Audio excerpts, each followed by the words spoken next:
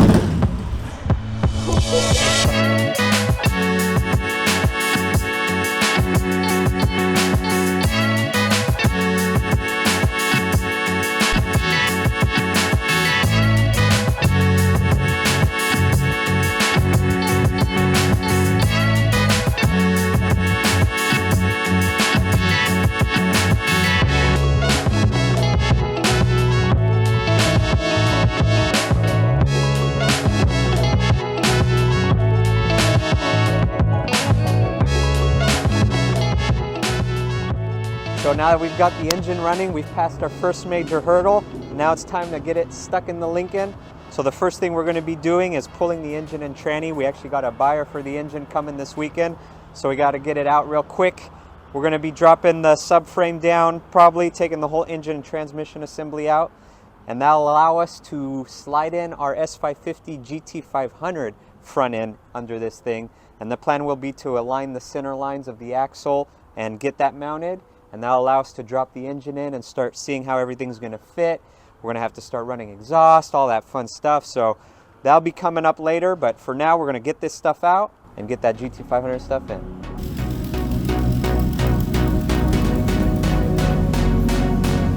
This being a Michigan car, there was some worry that a bolt or two would be rusted in. But luckily, everything broke loose and came out relatively easily. This car is a little different than other front-wheel drive cars we're used to, since the motor and trans actually hangs from the body with mounts and doesn't actually sit on the subframe. So we had to make sure to support them when we unbolted it. We still decided to drop the whole thing together, as this allowed us to just lift the car off, leaving the engine and tranny behind. With it sitting on the floor, we had to separate the engine and get it ready for its new owners. Alright guys, well, the engine is gone. We've sold the engine finally. The subframe is mounted back up on the car because we're going to start taking measurements so we can get that Mustang subframe mounted on the car. But first, we want to clear all this out. We have harnesses, we have brackets, we have things we want to unbolt, clear everything out so we can have reference points to measure to. The first step is going to be clearing all this out. We're also going to gut that Mustang subframe because those brakes are super heavy and that thing is a pain in the ass to move. So let's get to stripping all this stuff out and then we'll get to mounting the subframe. In order to save us some time, I left all the suspension attached to the knuckles, with the exception of these brakes, for obvious reasons. Look how big these calipers are. Once those were off, all I had to do was unbolt 6 bolts to the subframe and the entire suspension and steering rack came right out. Moving to the car, we entangled the wiring harness and marked any connectors we knew we needed to reuse. Alright guys, so we've already cleaned up most of the stuff on the front. You can see we pulled the harness away. We're going to deal with that later, but all the brackets and everything is out now. So before we get to mounting the subframe or figuring out how to mount it, we're going to tackle all these brackets that we no longer need for our purposes. So yeah, we're gonna clean them up, cut them out, got a spot drill, a Harbor Freight special, and hopefully that works. Yeah, there's a lot of spot welds, but we want to take out all this bracketry. I think we're gonna leave this, but like these take things, that out, maybe this, that, I mean, clean up the thing so we could start marking the car, the center of the car, the wheel centers, and then put in the new subframe. Let's do this.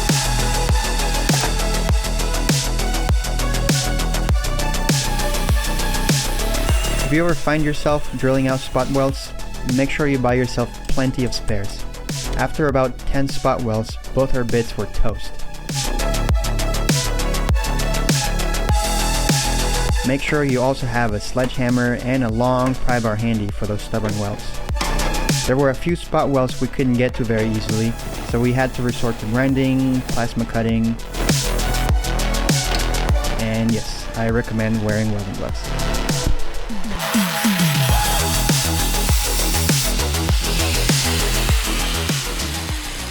Well, that's it. There's no going back. That V6 is never gonna go back in this thing. So we gotta clean up all this dust, and then we're gonna set up some lasers to measure the center of the car and get this all situated before we drop it out and roll the new stuff in. All right, guys, so we have all the setup ready to go. We have our laser right now pointing straight at the car. So we've aligned it such that this laser line is aligned with the center of the vehicle. And then we have that cross laser line. It's aligned with our wheel center. So the plan is to use the lasers to reference where the subframe needs to go. So now that we have the laser true to the car, we can drop the Continental subframe. We don't need this anymore.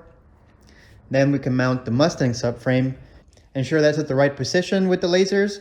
We got to make sure the angle this way and that way are also right. But once we get that straight, we can start figuring out what kind of brackets we have to fab up. The S550 subframe has 2 different mounts to the frame rails. So we're gonna have to make 4 brackets. Yeah, we have these 2 back here, which are the main motor mount ones. And then they also on the S550 have these 2 pickup points. Right, so we gotta make 4 brackets. We're going to take this back on the got Continental. Centered marked on here. So we just line that back up with the laser and then check the angles. And that's it. And that's it. So we already bought some metal to fab up a bracket. First step, we're gonna drop the Continental subframe. We already marked everything on the ground in case we move the laser, we can just realign it.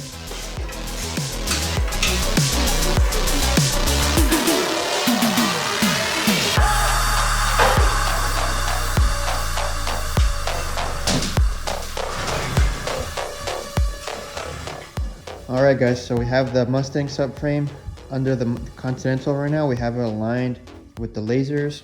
It's dead center in the vehicle, and we also aligned roughly fore aft where we think it's going to be. But in order to do that properly, we have to mount the suspension back on the subframe so we can mount it on the car, lift it up, and figure out where it's going to sit vertically.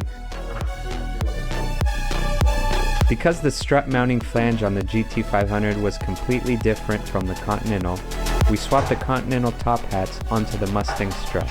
After that, it was a straight bolt-on operation.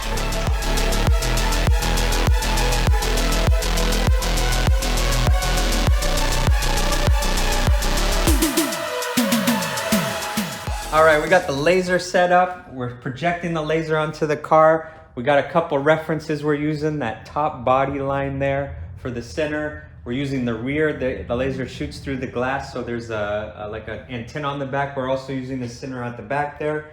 And then at the front, we're using these frame horns, the pinch welds, and going to the center and projecting the laser on that. So with those 3 points, we're able to get dead in the center, both in this axis and this way. So it will project down, and then once we mark the center on the cross member, we were able to line those up with the laser, and everything should now be set cross car. And then we got our angle finder to make sure we're level with the car's angle, the mounting points there, and then side to side is also the same as the car. So now with everything set up how we want it, we're gonna put in a couple metal rods to kind of hold this in position so we don't bump it because it's very touchy. And then we'll be making up the brackets to go to these front ones and those back ones. So it'll be rock solid and mounted up to these frame rails. So let's go ahead and get it locked in position, then we can start the real work. We welded some rods from the subframe to the car to keep it in position and avoid having anything in the way while we fabricated the mounts. Using the plasma cutter, we cut out 1/8" metal plates that we used to strengthen the area of the body where our subframe mounts were going to be welded to.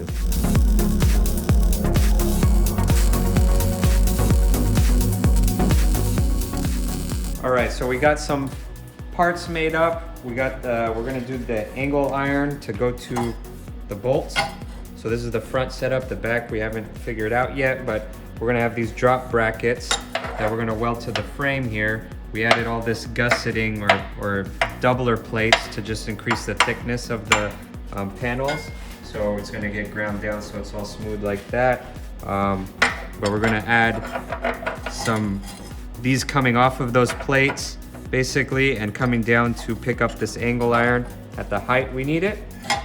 And that'll allow us to, we're gonna weld up some weld nuts onto this, weld the nuts up there to run the bolt from the bottom. That thing ain't going anywhere. We used the same plate to make up the sides of the mounts along with some 1/8" angle iron for the base.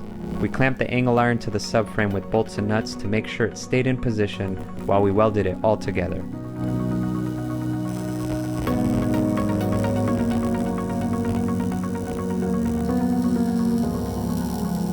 For the rear mounts, which we failed to get footage of, we followed the same concept of using drop brackets to angle iron. On the rear side though, the angle iron intersected the frame rail, so only one drop bracket was needed. Alright guys, we're pretty much done with the brackets now. As you can see, everything's fully welded. Jack bent up some sheet metal to cover all these brackets. He finished welding the back brackets last night, so they look great. They're super stout, so we're very happy with that. We have a couple more things to do. Last items are going to be welding all these nuts to the brackets, and the last thing, like I said, is we have these cover plates that we grinded up from 18 gauge sheet metal that we're going to use to cover all these brackets just to make them look smooth. And because we're a little extra, we're also going to try and do some dimple dyeing. So I've already drilled a couple holes on this one, and we 3D printed a dimple dye set. So we're going to try this out, and hopefully it comes out great. If not, we'll have to redo this piece, but we think it's going to look good when we have dimple dyes on all of these. So let's go ahead and get these dyed and see what they look like. Unfortunately, our PLA dyes were not up to the challenge. They got completely smashed and didn't do a very good job at pulling the 18 gauge sheet metal. Maybe we need to try a different filament for next time. Instead, we decided to use a hammer and a bearing race to form the metal, and it actually worked out really well. We just had to make sure we went slow and kept the hammer as straight as possible.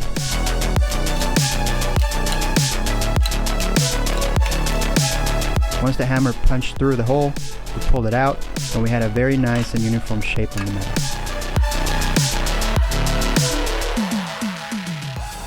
It's like a crest. Yeah, it follows that line. So now we just gotta clean those up. We still have to go get the nuts. Yeah, tighten all the nuts. And we'll be done with the subframe.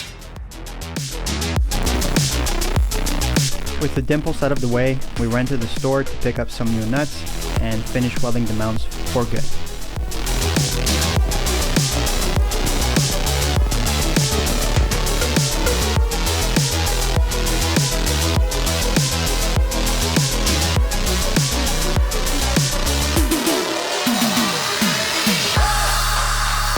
Now that the mounts are fully welded, it's time to remove the supports and conduct the most critical test of all. The jump on what you just welded to see if anything breaks test. Pass with flying colors. Alright guys, so we lifted the car up a little bit, so the subframe is completely mounted now. It's resting on its own mounts and bolts. It looks pretty good. I stood on it, jumped on it, so this thing is not going anywhere. We mounted the steering rack. That's kind of the next big step. We have to make sure that we get this mounted so we know how much room we have for the exhaust. We heard you guys. We are doing a header on that engine. We're not leaving those log manifolds, but we need to make sure that we know where we're gonna mount the headers before we even get to that point. So we gotta get the steering mounted. It looks like actually it may not be as difficult as we thought. Somehow it matches pretty well in the hole for the Continental. Not that the hole is gonna stay there once we cut all this open for the engine, so we'll see. But that's the next big thing. We also mounted the brakes. We wanted to give you guys a sneak peek of what this thing's gonna look like with the big Brembos from the GT500. This thing is massive. And in case you can't tell from the screen, we brought out a couple things to show you some reference. We brought a big gulp. It's like the size of 2 big gulp cups. I don't really understand how they made these brakes so big. We brought out the old Continental rotors. So, I mean, it's not even close. So we're adding a lot of weight with these things, but this is the stock Continental caliper. This cute little thing. So yeah, these things are gonna look nice. They're massive, but for those bakery inclined. oh, that's right. If you're used to baking, measuring units, we have a dozen eggs. The caliper is bigger than the box. I mean, I don't know. This thing is gonna be. It's gonna be fun. We also have hard to find a wheel for it because yeah. So these are actually 18s. 18-inch wheels from a Mustang, and we tried to get them on there just to get this thing rolling. And yeah, you actually can't even get the wheel in at all. Like, it's not even close. We actually tried it without the caliper, and it still doesn't fit. So the rotor itself doesn't even fit inside this barrel. Yeah, so here's the other side of the rotors. Yeah, that's all she's got. As an 18-inch wheel. So, you know what that means. We're gonna have to get some big Johnnies for this thing. But, you know, it's all right.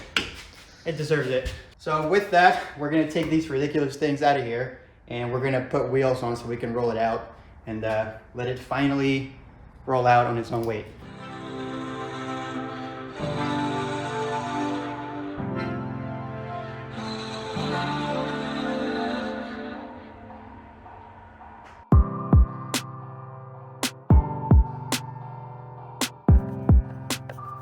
So she's sitting on all the wheels now. Everything pretty well. Those wheels and tires are way too small. Yeah, they look super tiny. We got our custom adapters on there because those yeah, those GT500 studs are this long. Yeah. So I'm not really sure why they made them that long, but everything is looking decent. yeah, it here. rolls very nicely.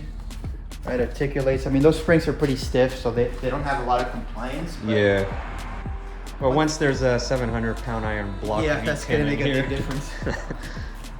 One thing we did notice, and you could probably tell, these are very cambered positive.